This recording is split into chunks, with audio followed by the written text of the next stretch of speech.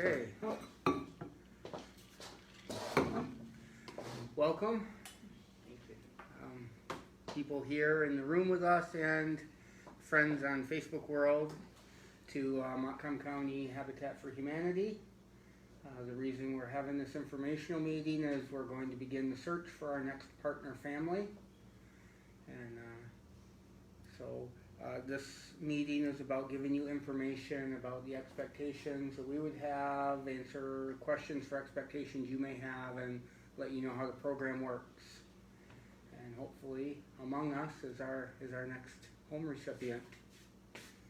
So my name is Michael Adams. I'm the Executive Director for Montcalm County Habitat for Humanity. My name is Cammie Howe, and I am the President of the Board for Montcalm County Habitat for Humanity, and we're really glad that you're here today.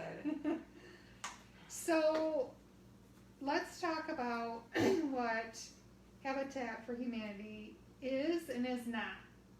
So let's just dispel some probably misinformation. The first thing, it is not a free home. Okay, so Habitat believes in a hand up, not a hand out. Each partner family will have a mortgage, just like any other and every other homeowner.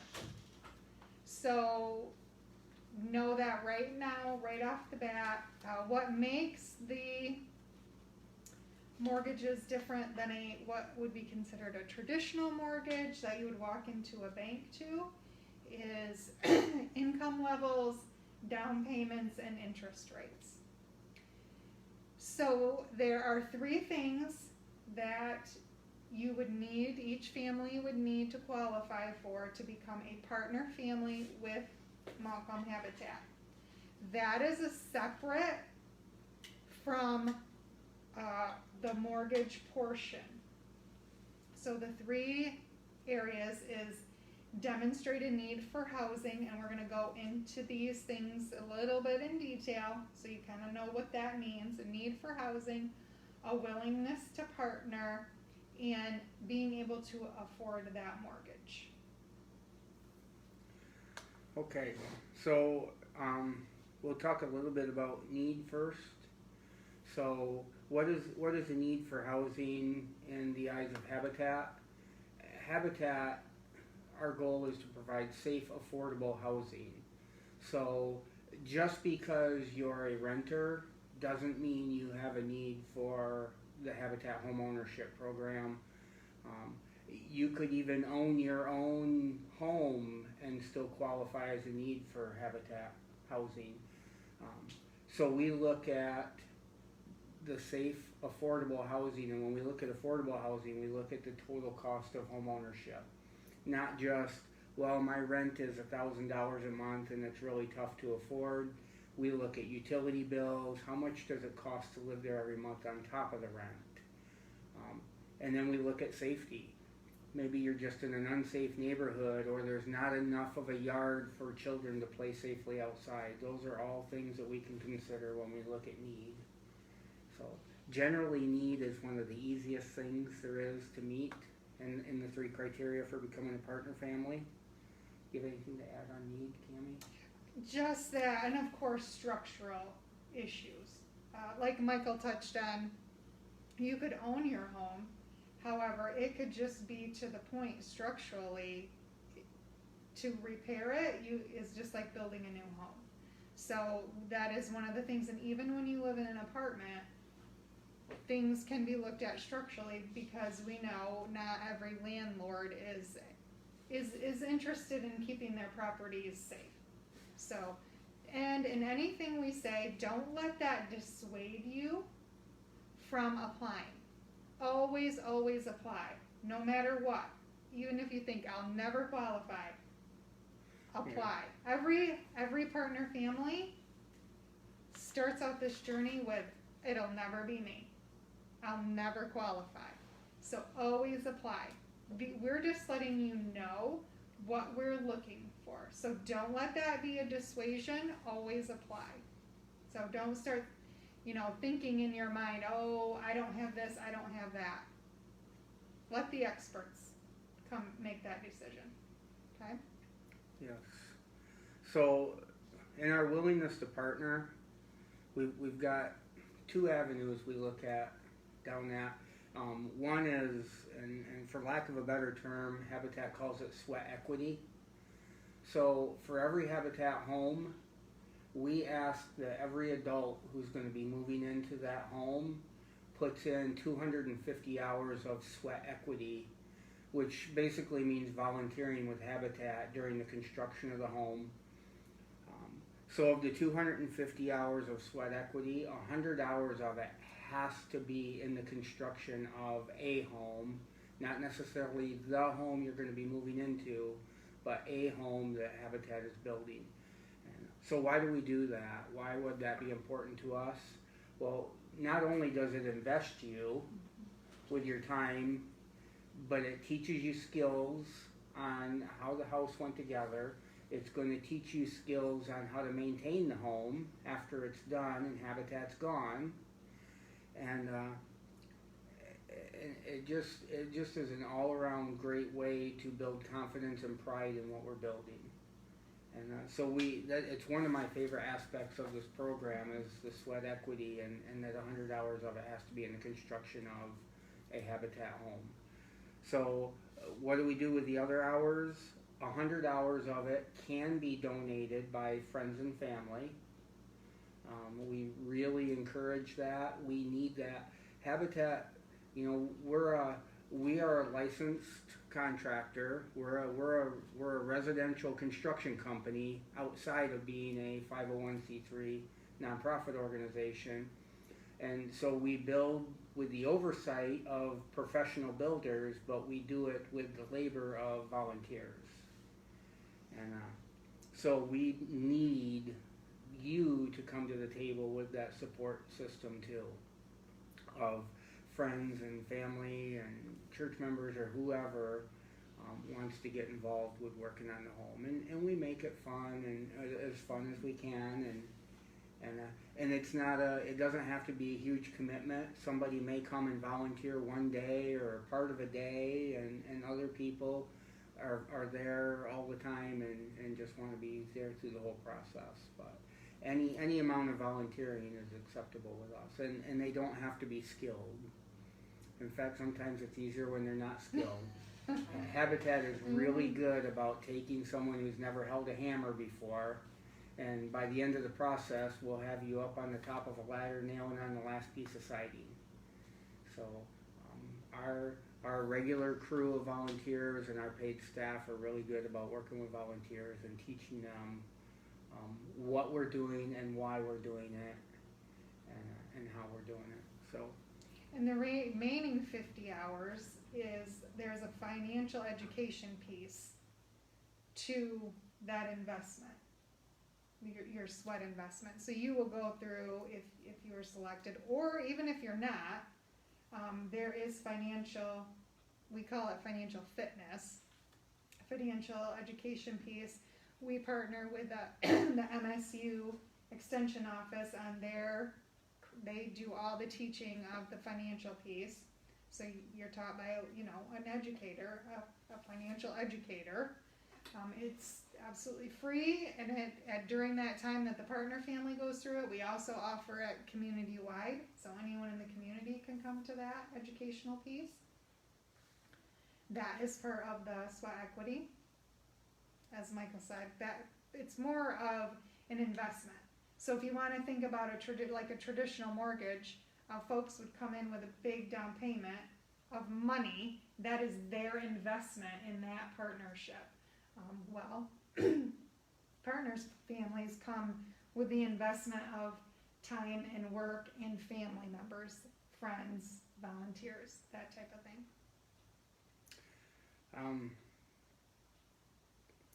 So we touching on the education portion of it. Habitat will also assign you a mentor or a coach.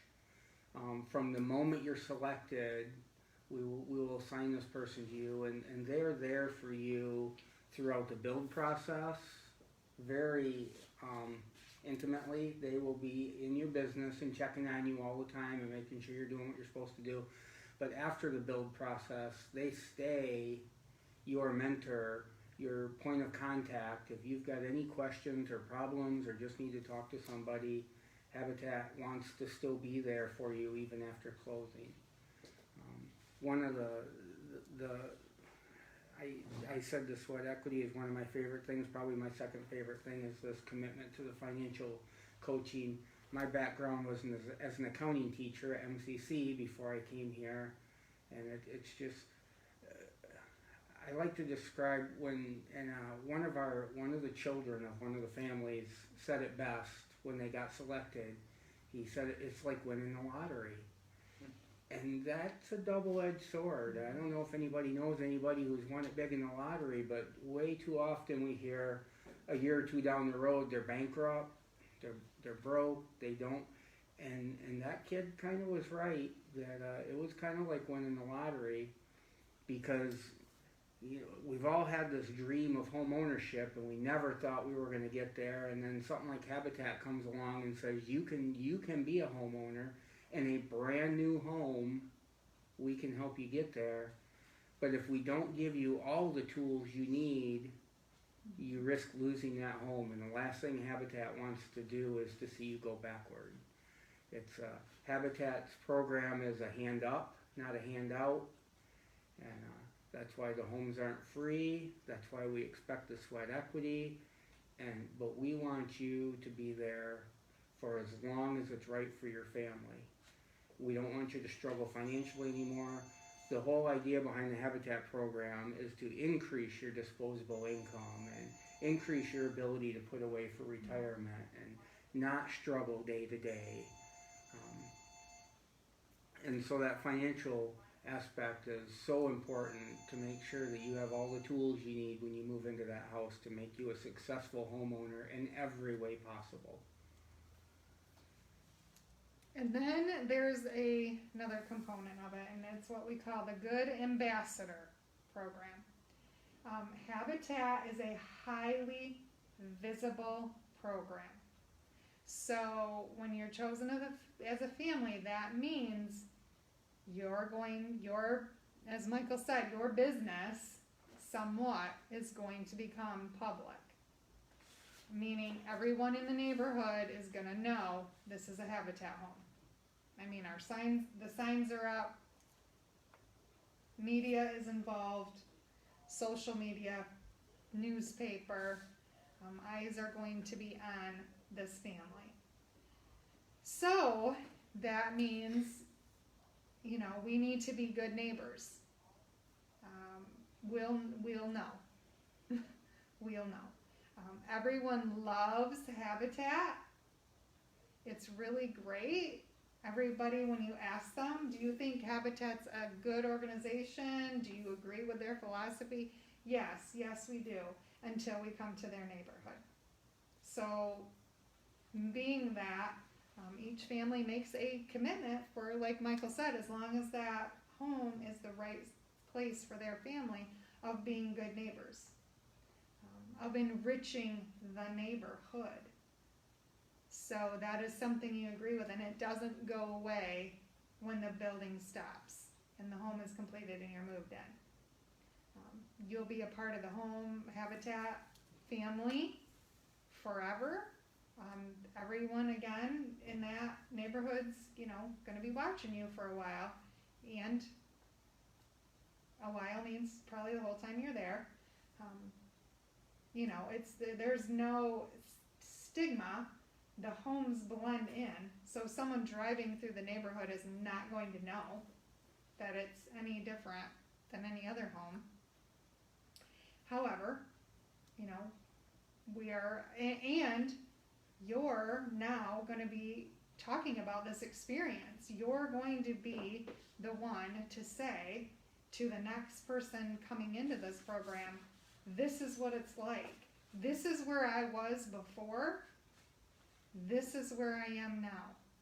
This is the difference it has made and can make for you.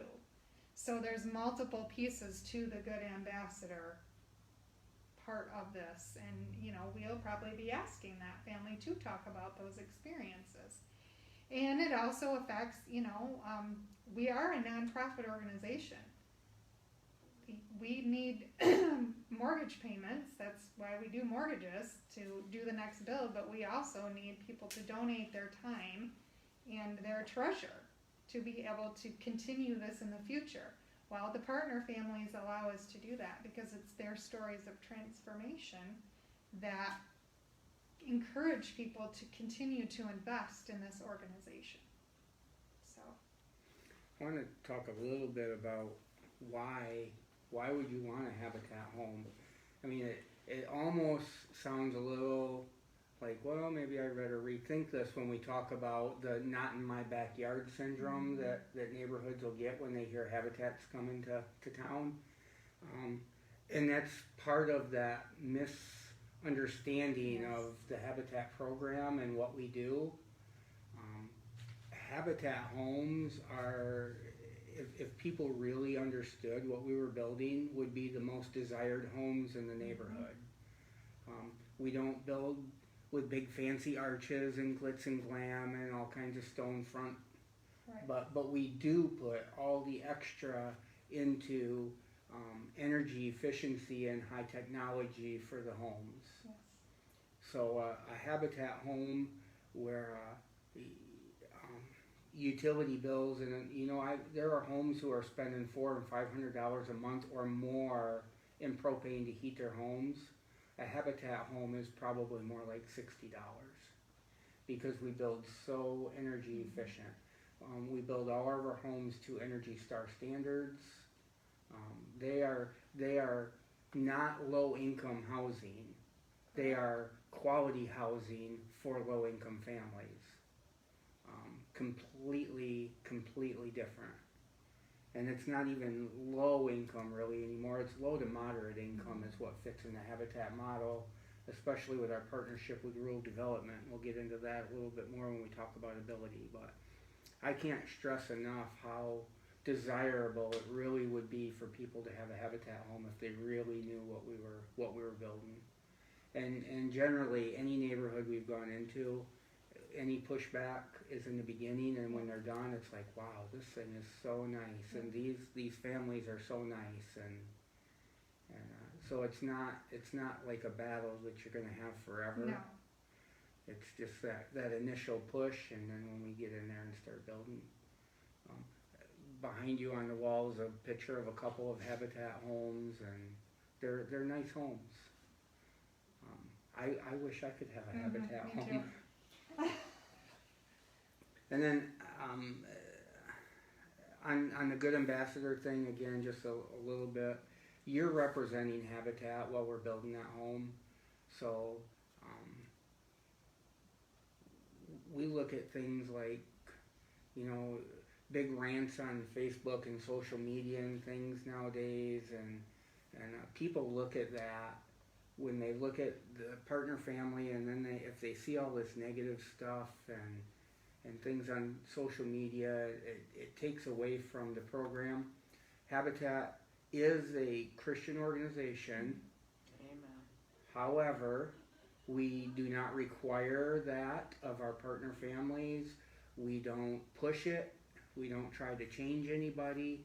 We do God's work through our organization and through the hands of volunteers.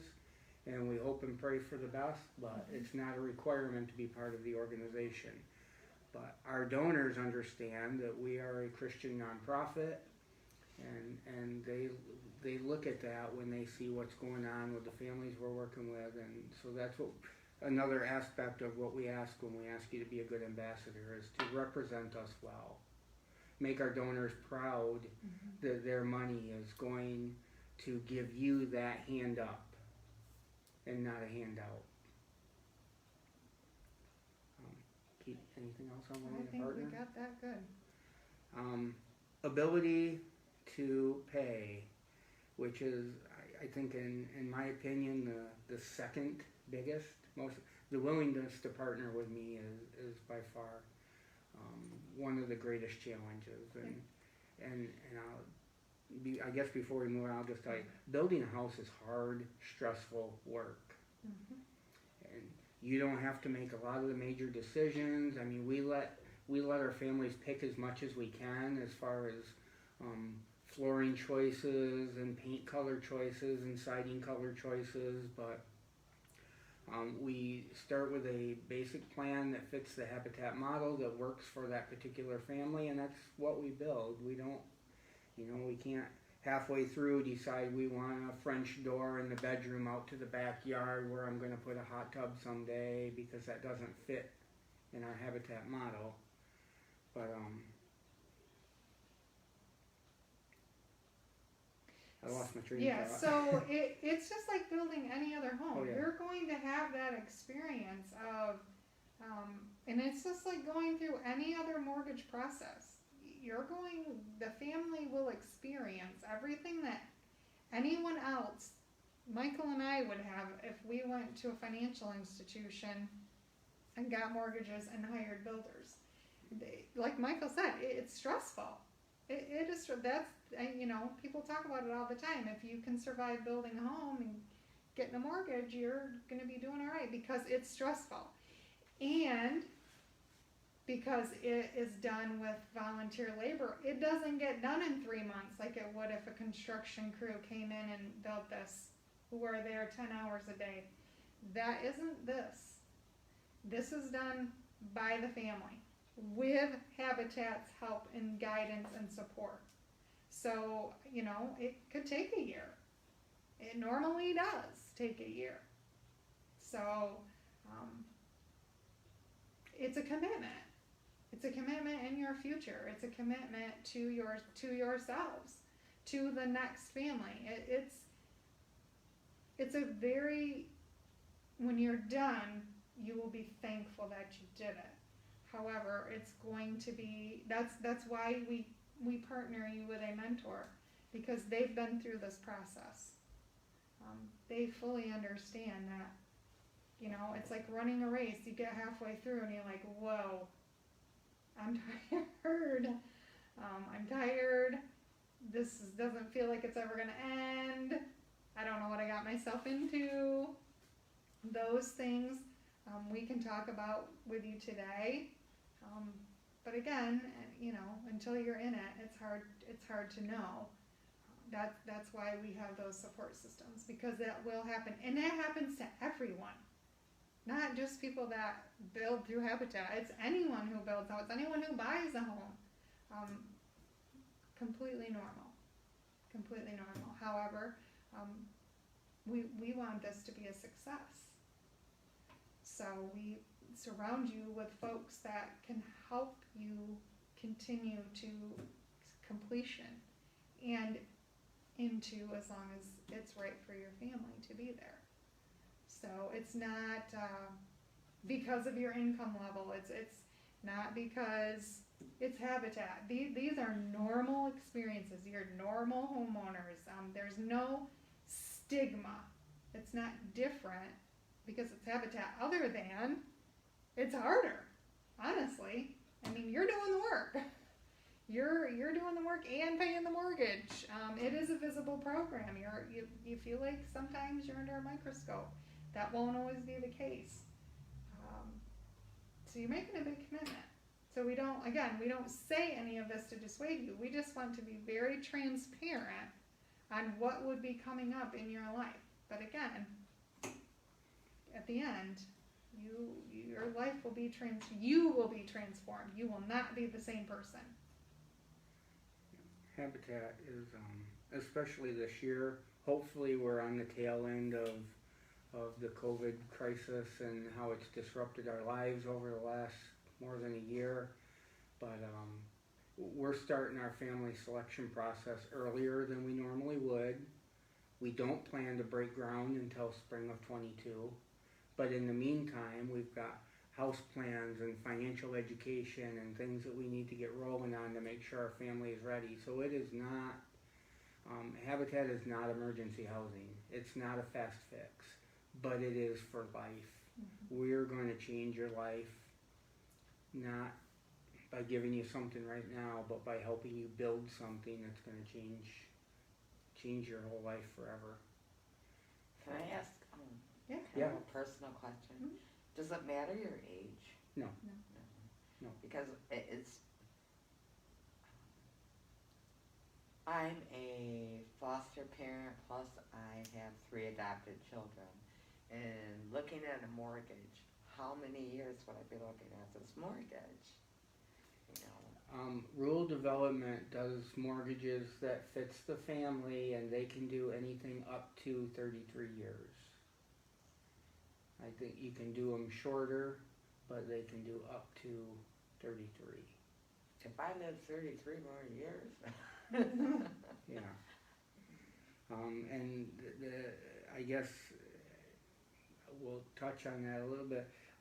Once you close on that house, it's no different than if you had gone to commercial bank and closed on a house. And if you know, at any age, anything can happen to any one of us, and that is your asset. With rural development, it's not, well, something happened to me or something happened to my spouse and I've got to get out of my habitat house now. It's a habitat built house, but it's your house, and so there will be, you would have things in place to make sure that went on to your family. And Even if Habitat held the mortgage, you were making payments to us instead of rural development. It's yours, period. You are the homeowner, just like any other homeowner. It's a mortgage contract that reads pretty close to any other that you would go down to commercial bank and get. So we have to abide by all the lending laws that commercial bank would abide by, and there is no age limit.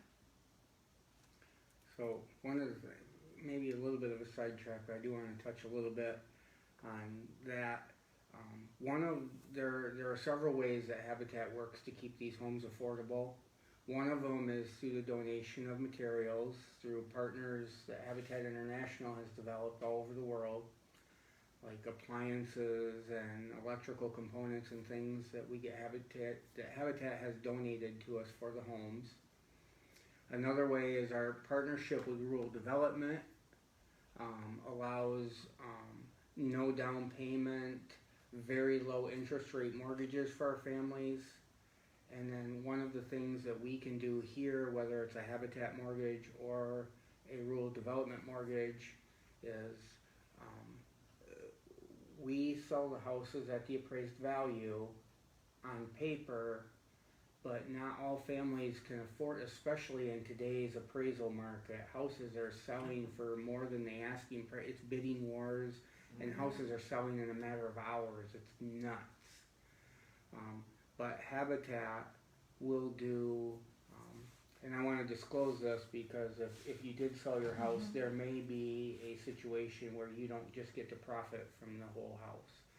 So if we build a house and we determine that you can afford a mortgage of $120,000 comfortably, but the house appraised for $160,000 when we were done, well, we're not comfortable with you paying on that whole amount.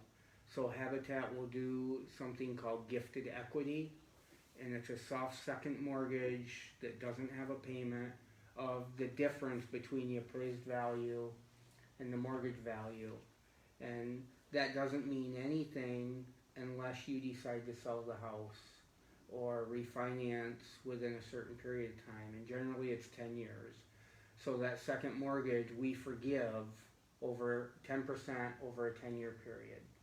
So if you've lived there 5 years and you had $40,000 in gifted equity, and you get an awesome career opportunity in another part of the state and you have to move, we understand. Put your house up for sale, 50% of that gifted equity you would owe back to Habitat on that second mortgage. But after 10 years, it's forgiven and gone, and we're out of the picture, and you guys can sell your house if you needed to. So Cammie's right. When you buy it, it's yours. But we do throw that clause in there, to help cover and we're able to do that because of the donations we get through Habitat International, and that's why we do the gifted equity, because we can't have families just flipping houses to profit off of the donations that Habitat received. So we do that soft second mortgage to help cover that expense for us if we have to. Okay, so ability to pay. They're not free, we've already established that. I have a question about Okay. that.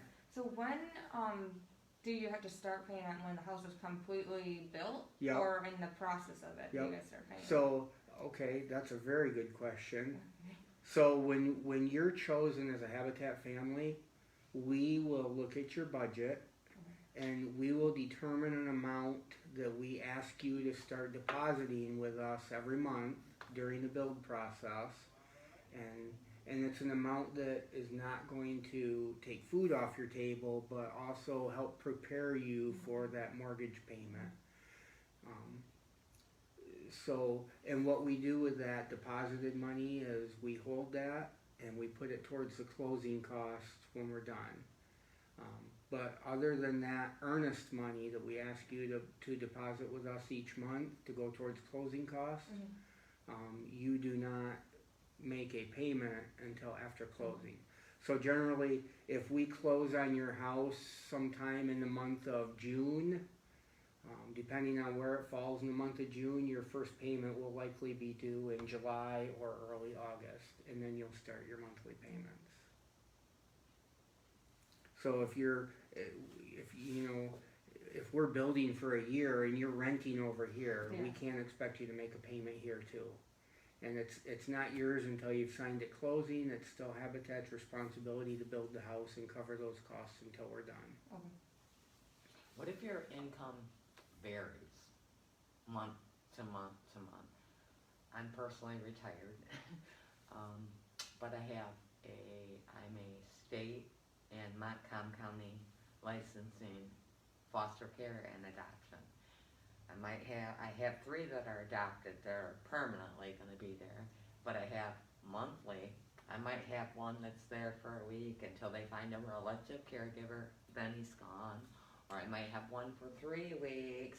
Mm-hmm. And Bethany Christian, even though they're not Montcalm County, I do get subbed to them quite a bit.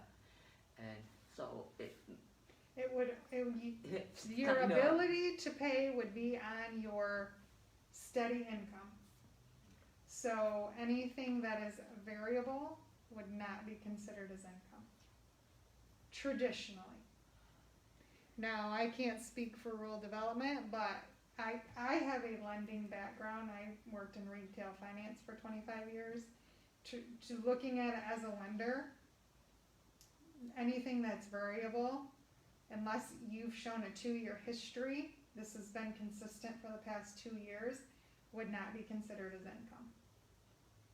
That's just a general answer to that question. Each person's finances are specific, and until you apply and work with the lender, you won't know what you can or cannot do. But that's a generalized answer to that. So, child support, let's just take that for example. If you can show a 2-year history, fine. If not, if it's all over the place, it's just not considered as income. And that comes back to the statement that Cammie started with of don't let us dissuade you, Yes. apply, because rural development can look at things differently Yes. than the bank down the street. Rural development can look at things differently than Habitat does when Yes. Habitat writes a mortgage. And so with things like steady income and stuff, they're going to be the final say in what they can and can't do, and their rules change as economic conditions change too. So the best thing to do is to apply and work with Eileen at Rural Development and get those answered. I'll give you an example. Non-traditional credit. If you go to a bank, they're not going to look at non-traditional credit. Rural Development can look at things like non-traditional credit. So what do I mean by non-traditional credit? Could be rent, it could be utility payments, car insurance payments. Cell phones, payments. So We've had rural development likes to see a credit score of 640 for a mortgage, but that doesn't mean they can't work with you if you're less. We've had a We have family. none at all. We've had a family where one person was in the mid fives and the spouse was at 0, and they got financed. Yeah, because I'm at a 0 right now. Because I've only rented. So that's where that non-traditional credit is going to be so important for you, and that's why these kinds of programs, the Habitat program and the Rural Development 502 Direct Mortgage Program, were developed because we can look at those kinds of things and still. I'll tell if anybody in here could go to a bank and get a mortgage, you will not qualify for a Habitat program. If you can do that on your own without us, you don't need our hand up. And that will be the same way with rural development. If you can go to a bank, rural development, that's not the right program for you. We're looking for people who have those special needs of non-traditional credit inquiries and different situations that banks can't look at. So like if you have a good credit score, then you're probably... No, that's not what he means by that. No, credit score is important for all of us and everything we do in life, but it doesn't necessarily mean, It's one component. yeah. It's one component of the pie. You can have a super good credit score and have not enough income to qualify for a mortgage payment. Not enough Or- down payment. Or Not long enough work history. There's a Yep. lot of things that go into the decision making that lenders do. That's just one piece. so don't let anything we say. don't go in overconfident because you've got an 800 credit score, and don't not apply because Yes. you're not at a 600. And when you say families, do you necessarily have to have spouses? No. You don't even have to have kids. I have kids. You- I have old kids and I have young kids. It's like- When we say family, to us a family is anywhere from one person to how whatever. There's no limit, I guess, but a family is that unit who's going to be living in the house, whether it's one person or 10 people. So there's a difference between ability to pay to qualify you as a partner family as opposed to rural development. So rural development is a government entity with specialized mortgages because our government believes in home ownership and how it can be transformational in its citizenry. So they have developed programs specifically for these types of situations, that traditional for-profit financial institutions, which that's what banks are, they're there to make money, they just don't do because that's not what they're designed to do. So the government has come in and said, okay, we'll fill that gap. So things that, as Michael said, the government has said, we're willing to do X, Y, and Z that are different from what Habitat's mortgage would be. Just to become a partner family, you have to demonstrate the ability to pay that mortgage, okay? So it means you need some stream of income. It can be different and it is different for each person. It could be multiple jobs, it could be one job, it could be public assistance. You know, you just have to be able to demonstrate that you have the income. And again, it's multiple layers. You have the income ability, you have demonstrated that you do make your payments on time, all the things that lenders look at, those are things that will be a part of this portion of, if you've had if you've had bumps in the road in the past, don't let that dissuade you. We can work with that, so can RD. And we can also, meaning Habitat, we can get you partnered with a financial coach who can say, okay, maybe not this time around, but if you stick with us and you work through this budgeting, that the mentor will sit down with you and they will work with you next time. Just because you're not chosen this time, if that were to be the case, doesn't mean you won't be next time. Applying really opens the door for you to know, what do I need to do to make this a reality for me? So do it. That's what we always say, do it. Apply. It's not going to cost you a dime to apply. So apply. That's going to open some things up and give you some opportunities to work with folks in the habitat world, financial coaches that'll say, okay, this is where you are. If you want to do this the next time around, these are the steps that we suggest you take to get there. Okay? In the normal financial world, if we've had bumps in the road, we get penalized. We all understand that. So we've had bumps in the road and our credit's not the best, so we pay a higher interest rate if we go buy a car than somebody with an 800 credit score. We get penalized. With the habitat model and rural development, it's different. You're not penalized for those. You get that hand up. So currently rural development's interest rate is around 250 or 3%, but then it's subsidized down from that based on your need. So the greater your need, the lower your interest with rural development would be. Opposite of going to the bank down the street, where the greater your need, the higher your interest is going to be. So our families right now that we have with rural development are at 1%, because because they're a government program, that's a government subsidy that pays that other 2% of their interest.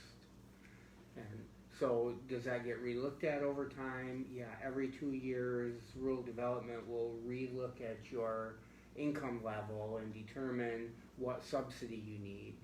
But you would never go over, their cap last year at the time was 3%. You'll never go over the 3%.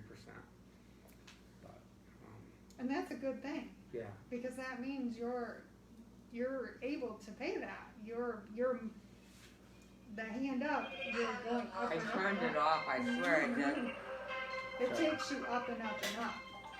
Even at 3%, people with excellent credit scores are so happy to have a mortgage interest rate at 3%. So it's a really nice deal that you're not penalized under these programs for those bumps in the road. And then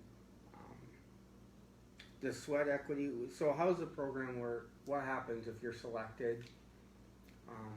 It's really an advantage to you people applying this year that we're starting this early, because of families that have had those bumps in the road.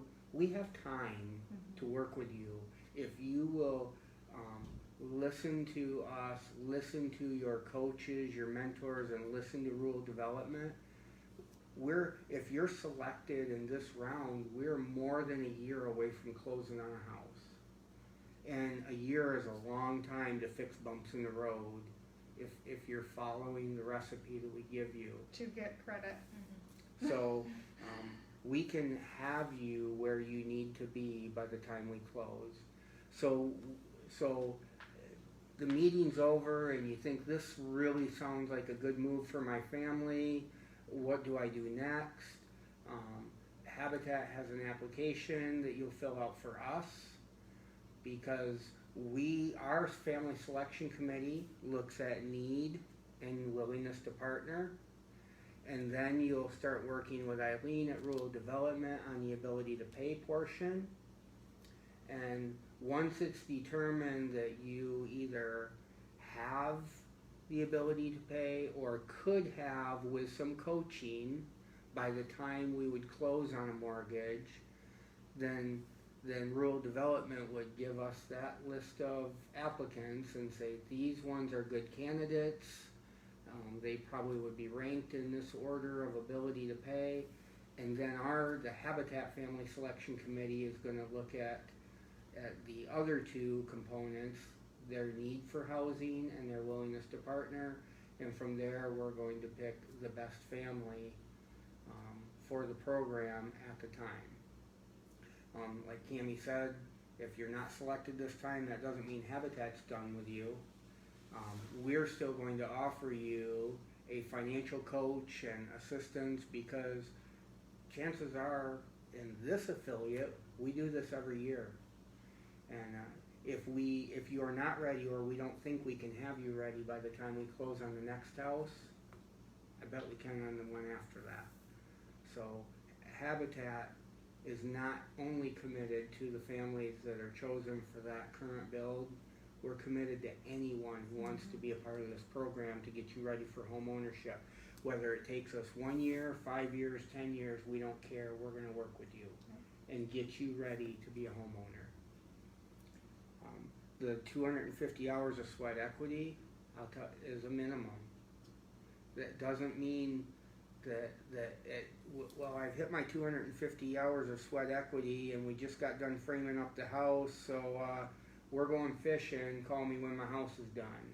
It's not going to work that way. No. That is a minimum of hours, and it's set, I think, pretty low, but it's important to keep it low for families. Some families are working 2 jobs and they can only be there maybe on Sundays to volunteer for a few hours. But it's a bare minimum. We expect you to be our partner in building that home until completion. And I don't care if it's 200 hours or 2,000 hours. We do whatever has to be done to get it done. So we've kind of painted a picture of the hard. So what would be great? Like, why would I want to do this? Well, let me tell you why you'd want to do it. At the end, you have a brand new home that is, like Michael said, energy efficient. Your utility bills will be low, very low.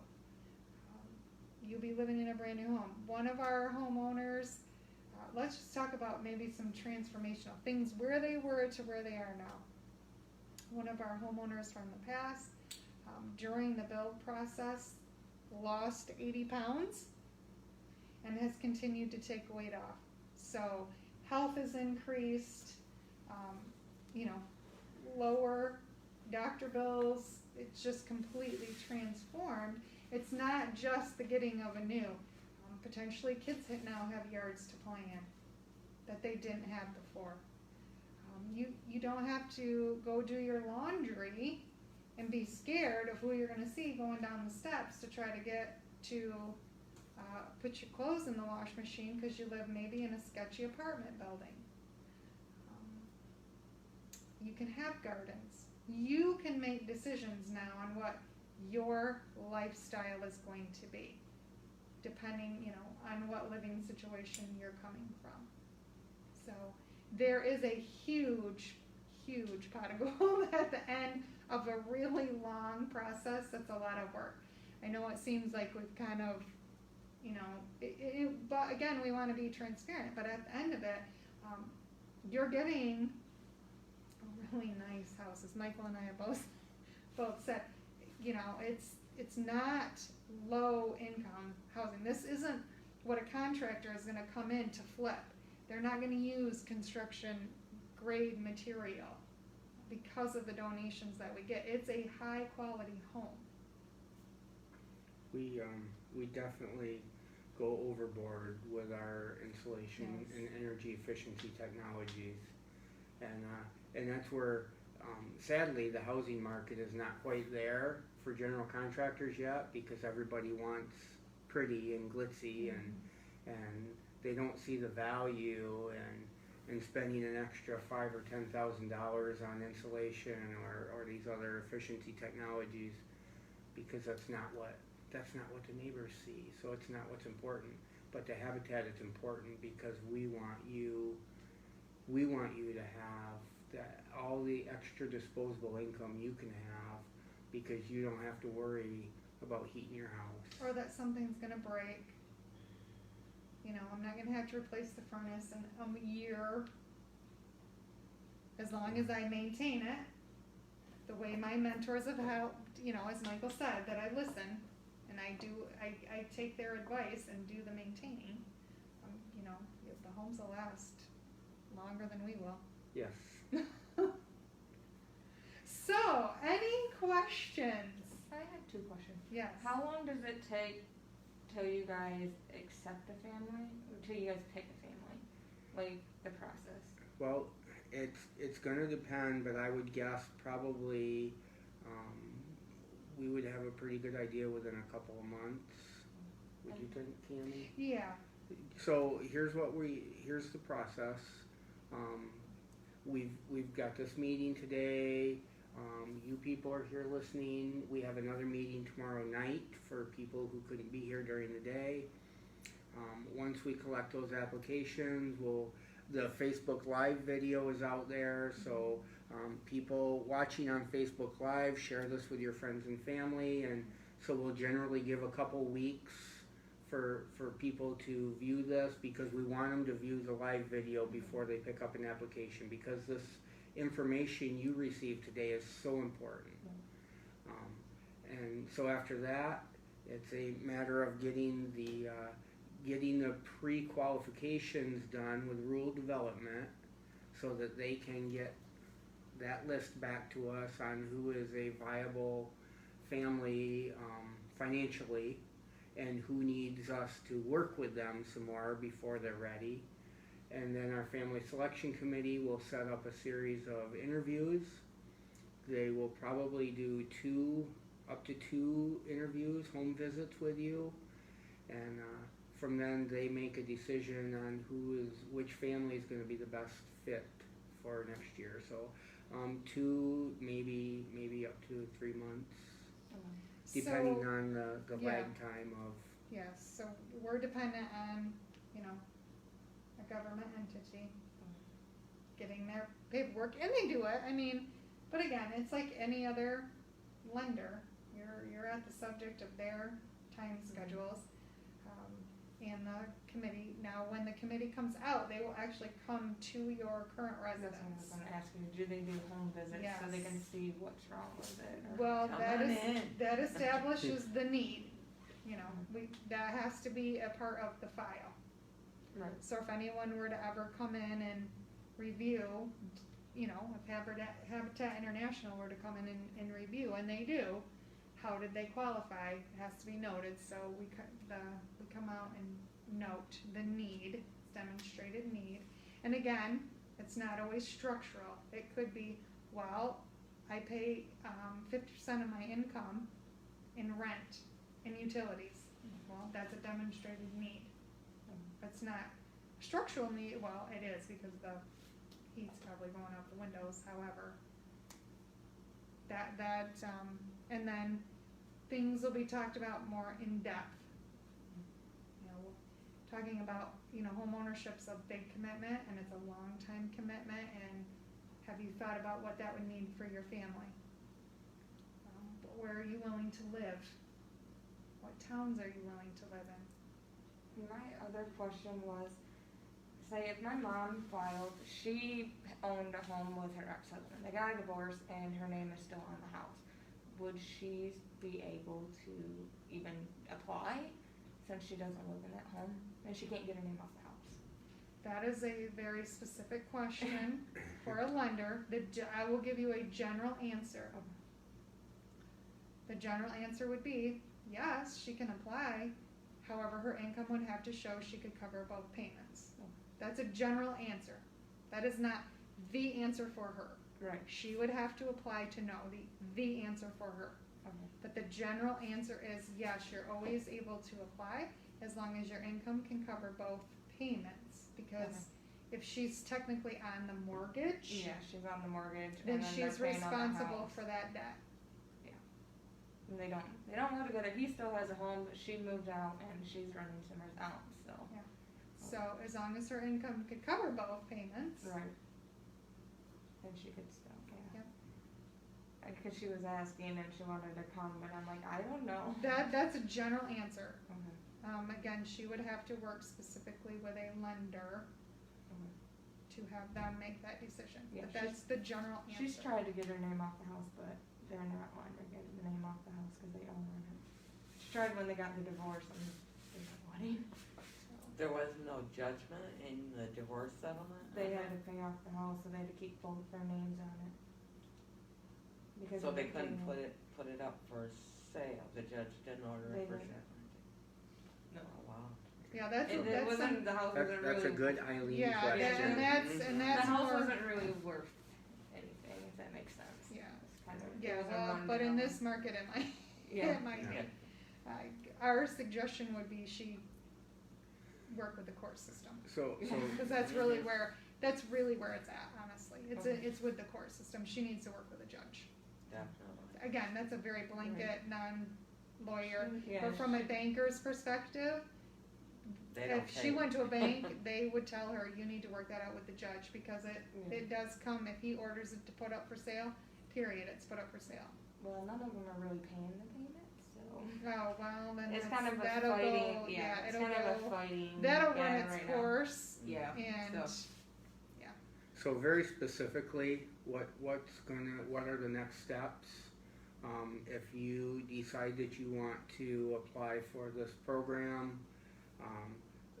there will be the two-sided step. We're gonna give you a habitat application, and then we're gonna take that, we'll accept it back from you. We're not really gonna do anything with that. You're gonna work with Eileen with rural development, and Eileen, after she processes all of your pre-qualification information, and I want to explain the difference between pre-qualification and pre-approval. It is not a pre-approval for a loan. It's a very vague pre-qualification that says, yes, we are most certain that we can get this person financed given their current financial situation. So I'm going to come back to that because that's going to be very important. can I just? Yeah. Okay, so I see we have some folks out there in Facebook land. If you have any questions, go ahead and type them in, and we will try to get those answered if they'll pop up. If not, we will come back on live and answer the questions that you put in there. Thank you. Okay. So, so you're gonna put that application with us. We're kind of gonna sit on it. You're gonna work with Eileen, and after a very basic inquiry of your information, in fact, I have an email from Eileen that tells what she's gonna want, and I'll tell that to you here in a minute. She will give you a pre-qualification letter, which says, basically it'll say, it's time to go house hunting. Rural development has looked over your initial information, and we've determined that you can afford a mortgage of up to this amount. And so let me also add, when it says it's time to go house shopping, you're not bound to us. Mm-mm. Rural development is a completely separate program. We partner with them for the mortgages, and if you want to take that pre-qualification and go house shopping, in today's market, I'll tell you good luck, but you have that ability. You are not bound to Habitat. So again, why do I want to wait a year and Yeah. go through all the stress of building a house with Habitat for all the reasons we just talked about with the highly efficient brand new home and the The quality, life-changing yeah. experience of going through that process with Habitat. And having Habitat as your support system. But our goal is to see people in their own homes. And if it's not a Habitat home, That's okay. but we helped you get there anyway, it's a win for us. Yeah, We're that's happy. okay. Absolutely. So if you work with one of our financial coaches for a year, go get a rural development home and go get a loan. Fabulous. We're just as happy with that. And more often than not, you may work with one of our financial coaches for 6 months or a year, and you don't even need rural development anymore. You go down to the bank and get a regular mortgage. That's awesome. Yes. That is a total win for Habitat. So again, the specific process, once you get that pre-qualification letter from Eileen at Rural Development, that will activate your application with Habitat, and the Family Selection Committee will take over from there. So, timeline, the best thing I can tell you is once you get that pre-qualification letter, expect a call from Cami, and the Family Selection Committee will set up a home visit with you. After the home visits are done, we generally will do a second interview, which more often than not will be here in our office, not back out at the home.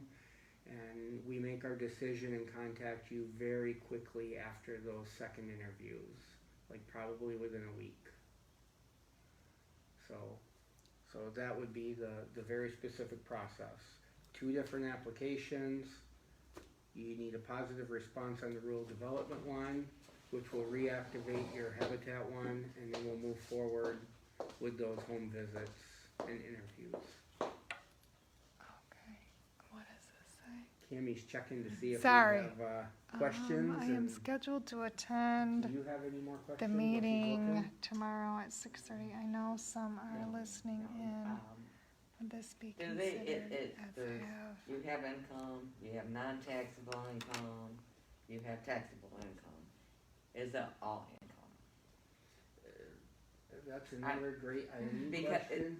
because that's Because- I'm Right, foster, you know, and because our adoption. programs, us and the Habitat 502 Direct program are so Elizabeth, we specialized. see your question. However, I can't get you an answer while we're filming, so I'll circle back to you, okay? See what she can do with it on her end.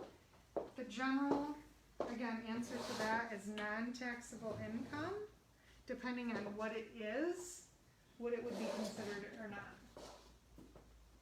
Mostly, Do we have a question? it's like We do, foster but I care. can't get an answer back to him. It won't let me. Okay, So I just told her I would circle back to her. It's like foster care and adoption subsidies, but it varies. The 3 adopted, it don't vary, but the foster, Yeah. it varies, you know, but they're all non-taxable income. And there's one in, one out, one in, one out, and especially now that the schools are back, there's so much mandated, and there's, being during the COVID, there's been a lot of abuse. And it's just now coming out, so we're getting more kids in the system, you know, it's like, and when I was talking to my licensor and to my CASA worker, cause they were the ones that recommended this, and I said, well, I don't even know how many kids I'm gonna have, you know, and what do I say when they say, like, how many kids do you have, and they, well, just tell them that it varies. That you know you're gonna have the three that are adopted, I've had for a couple of years. The other ones usually are in the middle of the night, emergency, pulled from the family. Yeah, we might have to do some work on our end yeah. to be able to think through that situation. Mm-hmm. So if I could just, I'm gonna address Facebook land really quick for a second.